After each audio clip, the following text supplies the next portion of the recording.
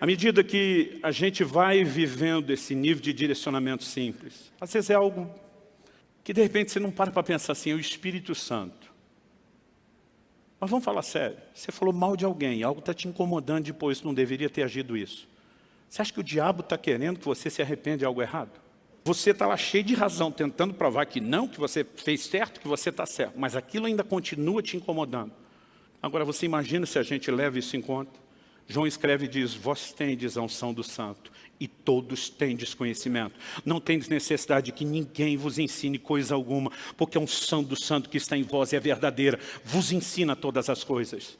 Nós mostramos semana passada que eles simplesmente juntavam os novos convertidos num ambiente onde eles não tinham background, né, de culto a Deus, de conhecimento bíblico, davam um gás alguns meses e simplesmente deixavam aquele grupo para ir plantar igreja em outra cidade. Eles não tinham pastor, não tinham Bíblia, não tinham um local de reunião, mas eles tinham um ensino muito mais acurado e profundo que nós temos sobre viver debaixo da liderança do Espírito Santo. Sabe, querido, muitas vezes, ou porque nós colocamos a expectativa de que Deus fala tem que ser uma coisa muito contundente, exagerada, e mistificamos o que deveria ser simples. Ou porque mesmo entendendo a simplicidade, nós paramos de corresponder, nós não vamos crescer nessa área. Mas se nós aprendemos a atender a voz e o impulso do Espírito Santo, eu acredito que nós vamos sendo promovidos para níveis diferentes desse direcionamento da parte de Deus. Quem está entendendo, diga amém. Nós temos um treinamento todo dia, gente. Viver a liderança do Espírito Santo não é algo que está restrito a um culto, a um momento devocional, a uma reunião da célula. Apesar que em todos esses ambientes você também pode ter experiência. Todo dia um irmão falou para mim, pastor, estava andando na rua. De repente eu olhei para um cara, mas me deu vontade de orar com ele. Era um negócio assim, forte. E eu já estou esperando o testemunho. Falei, e aí? Falei, pastor, nem conheço o cara. Falei, devo estar maluco. Eu falei, muito boa essa história sua. Eu falei, qual o problema de você parar e oferecer uma oração? E se ele não quiser? Eu falei, você pede perdão e vai embora. Aí eu perguntei, e se ele quiser? Se tem 50% de chance de dar errado e 50% dar certo, você acredita mais na chance de dar errado?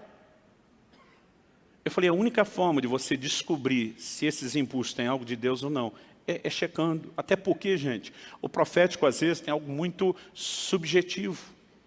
Muitas vezes você tem percepções que elas não são detalhadas, não dá para tirar conclusões demais. Mas nós podemos aprender a checar essas coisas. E à medida que nós vamos andando nesse lugar, talvez algo que me ajudou foi que eu cresci ouvindo histórias de uma liderança de Deus que não pode ser ignorada. Já contei isso aqui antes no passado e vou falar de novo. Eu era ainda um garoto de 2 anos de idade, meu pai fez uma viagem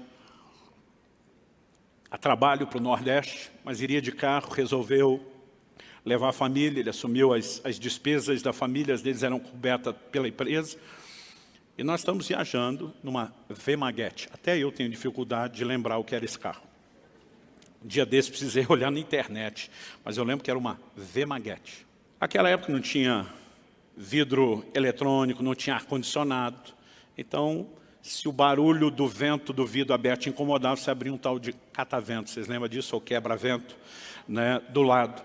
Mas papai, calor na estrada de dia no Nordeste, está viajando com as janelas abertas. E de repente vem um impulso dentro dele. Fecha as janelas do carro.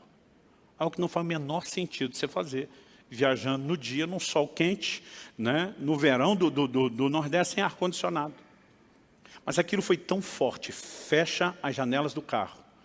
Ele só fecha a janela do carro. Ele começou a subir a manivela do lado dele e disse para minha mãe, fecha a janela do carro.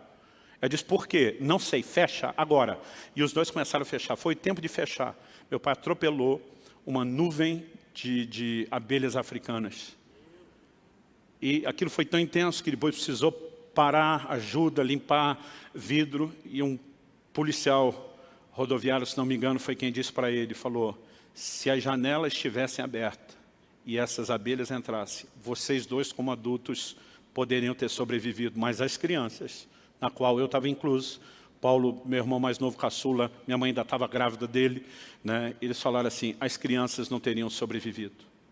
Agora o problema é que às vezes a gente quer entender antes de obedecer. Mas pastor, se o seu pai tivesse fechado o carro, não teria acontecido nada. Talvez teria passado um pouquinho de calor e o prejuízo seria mínimo, para de repente dizer, será que há necessidade mesmo para isso?